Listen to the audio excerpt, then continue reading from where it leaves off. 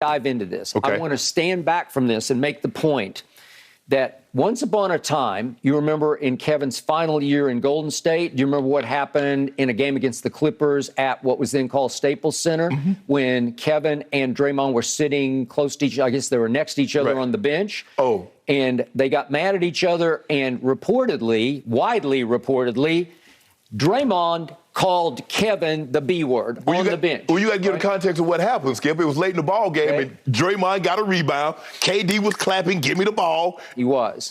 And Draymond said, no, I'm capable of dribbling this ball up the floor, and I do this quite a bit, so I'm going to dribble the ball up the floor. So they got into it, and a B word was uttered. Right. And this is just me. In my school of thought, in the world I live in, once a man would utter that word to me, the bridge is burned to the ground. I can't come back from that one because that is, to me, that's an ultimate type of an insult. Yes. I think you would also categorize it that way. Yes, yes. I mean, we're not getting into racial. It's just an insult, a man-to-man insult. You can't get much lower than that. Okay.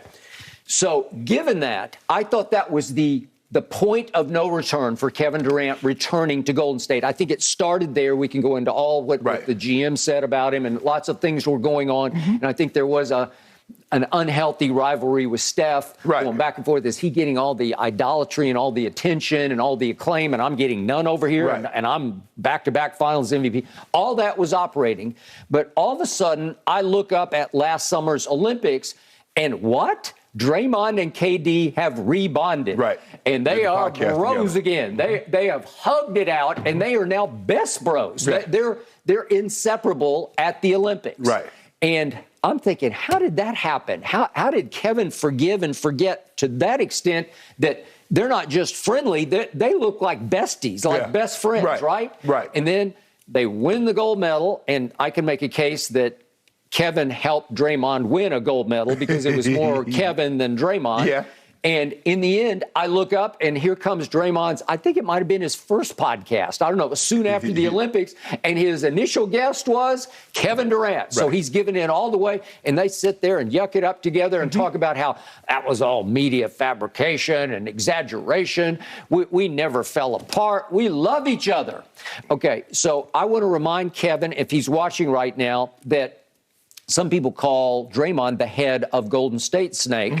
And sometimes you could say maybe he's more snake than head of snake. You could make that contention because I believe Kevin Durant, if you're watching right now, I believe that deep down, bottom of Draymond's heart, that he still considers you the B word. In the end, in the biggest, and that's what leaked into this back and forth is that Draymond's saying, you know what, I got to give Steph all my love, and I've got no problem with that because we are on the verge of a big NBA Finals clash with the #1 defensive team. So I get it that he's going to defend his little brother on his team with all of his might because Kevin Durant didn't even win a single playoff game this year because they got swept, and he still looms over this finals the way nobody's ever loomed over a finals who didn't even win a single playoff game through the whole playoff season, right?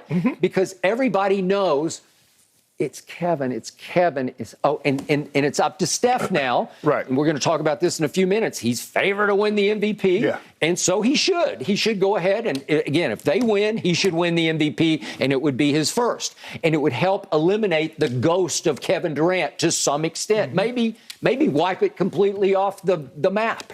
Okay? So to me, this contention, it's undercutting what Kevin did for that team, because in back-to-back game threes in your man's house, in LeBron's house, Kevin just rose up above all the negativity and all the negative expectation, where the NBA world was waiting for him to fall flat on his face because he had joined forces with a team that was a dynasty, right?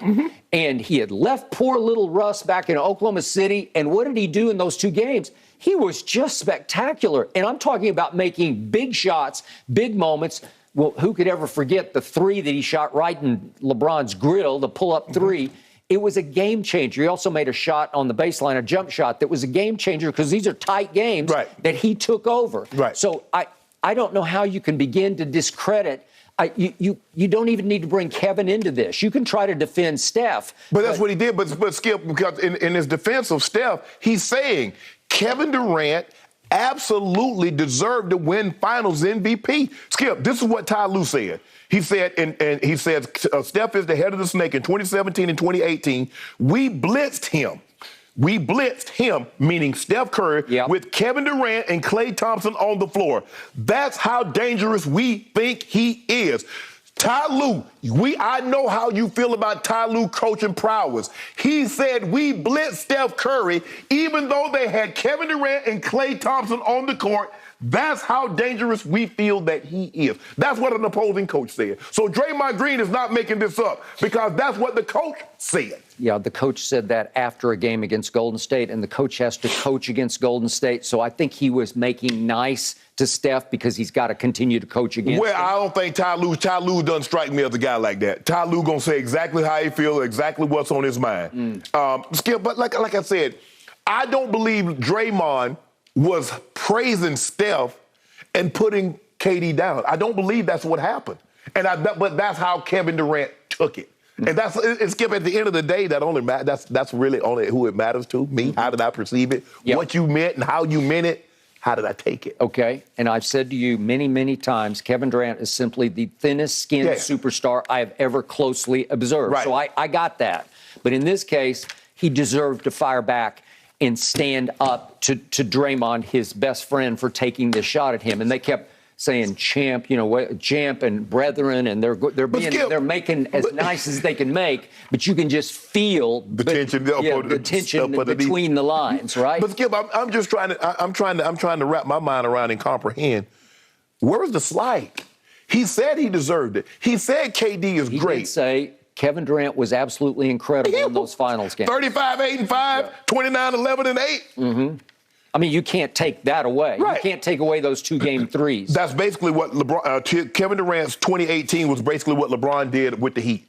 I think LeBron was 29.8. I think he was 11 and 9. I think basically that's it. And so we understand Kevin Durant deserved it. Yep. But Skip, I mean, this notion, but see, the problem is, and Draymond really shouldn't have to defend Steph, this notion that I'll give you 2016. Steph didn't play his best. Still averaged 26 points. But if you look at other than that, Skip, I mean, there are not very many guys that have averaged over 25 points in the finals and been on the winning team and not won Finals MVP. And that's what Steph Curry is up. That's what Steph Curry has done. So Draymond really shouldn't have to. It should be offered without explanation. Steph Curry is a historically great player who's been historically great, had one bad finals, and everybody tried to make it seem like he plays like stir fry in all the finals games. And that's not true. Well, nobody made that contention. You did, because all you talk about is game 5, 6, and 7. Like he didn't win 2015. Like he was not a part of 2017, 18, and 19. Although they didn't win in 19, he had averaged 30 points, 5, and 6. Okay. He did that. All right. So, now you have challenged me, and so did Draymond, because I believe this was directed straight at me. Draymond said, if you're not capable of analyzing a game, then under no circumstance are you going to say Steph Curry needs a Finals MVP to validate who he is.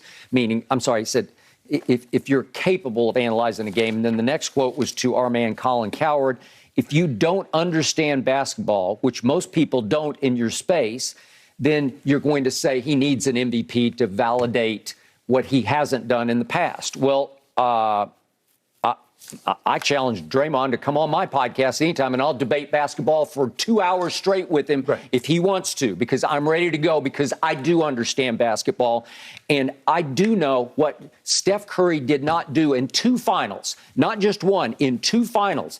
And I'll start with that one. It was the fateful one in 2016. You're up 3-1, and now I'm forced to go back into this again. And I don't want to beat a dead horse, quote unquote. And you say I'm picking nits, but I'm picking boulders, not little nits. I'm picking boulders here because this is a 2-time MVP. If he'd never won an MVP, I wouldn't be so hard on him. But we're talking about a back-to-back unanimous MVP, right? And then all of a sudden you're up 3-1, and Draymond did get suspended. He was the guts and glue of that team. So are you going to hold that against Steph Curry? No, because you said the reason why they lost was because Draymond being started the boulder rolling downhill on Golden State. But you do have 2 of the last 3 games in your house, and this is Oracle, not the new one across the bay in San Francisco. This is old Oracle, which was a little, if not a lot louder. They called it Roracle. Huh? They called it Roracle. Because I've been there, man, and it's just insane asylum in there. Much more so because they've upped the ticket prices, so you're going to get a slightly different clientele across the bay in San Francisco. Okay, so what happens? You have 2 of the last 3. Well, if you're that guy, that dude, that star, that superstar, you have to win one more game. And instead, I'm looking at the numbers. They are pathetic. I even saw something in NBC Bay Area today. Curry has been criticized, albeit unfairly, by various media members for his performances in the NBA Finals. Well, who can't criticize this? No, this got swept completely under the carpet because Steph is so beloved. He's the baby-faced assassin. I get all that. He revolutionized the game from the three-point line. I got it. He invented the logo 3. I got it. All I know is I say what I see, and I say what I don't see. And in the last 3 games, he shot 37% from the floor. It's horrendously bad. He shot 36% from 3. He's a career 45% three-point